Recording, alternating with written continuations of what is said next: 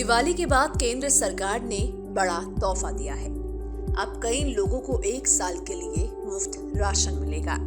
जी हां, दरअसल केंद्र सरकार ने बुधवार को कहा कि वो 1 जनवरी 2023 से शुरू होने वाली 1 साल की अवधि के लिए प्रधानमंत्री गरीब कल्याण योजना यानी कि PMGKAY के तहत 80 करोड़ से ज्यादा लोगों को मुफ्त खाद्यान्न उपलब्ध करा रहा है।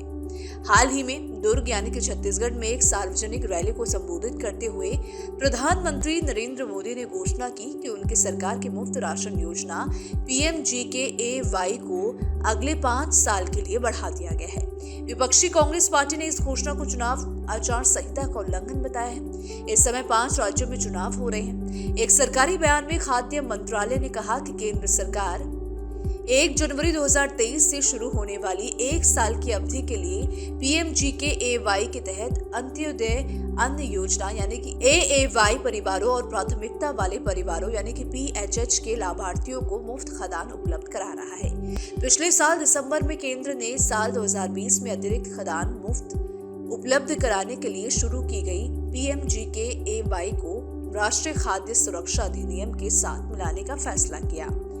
NFSA के तहत 75% ग्रामीण आबादी और 50% शहरी आबादी को 2 श्रेणियों अंत्योदय अन्न योजना और प्राथमिकता वाले घरों के तहत कवर किया जा रहा है, जबकि AAY परिवार जो गरीबों में सबसे गरीब है, प्रति परिवार हर महीने 35 किलोग्राम खाद्यान्न के हकदार हैं। प्राथमिकता वाले परिवारों को हर व्यक्ति प्रति महीने 5 किलोग्राम अनाज मिलता है।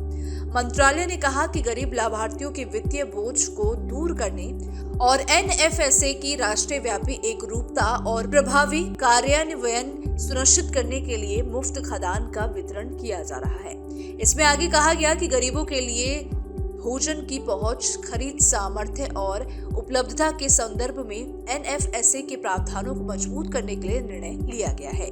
मंत्रालय ने कहा कि ये कदम NFSA यानी कि एक राष्ट्र एक मूल्य एक राशन के प्रभावी और समान कार्यान्वयन को सुनिश्चित करने के लिए था। Bureau report, team news nation.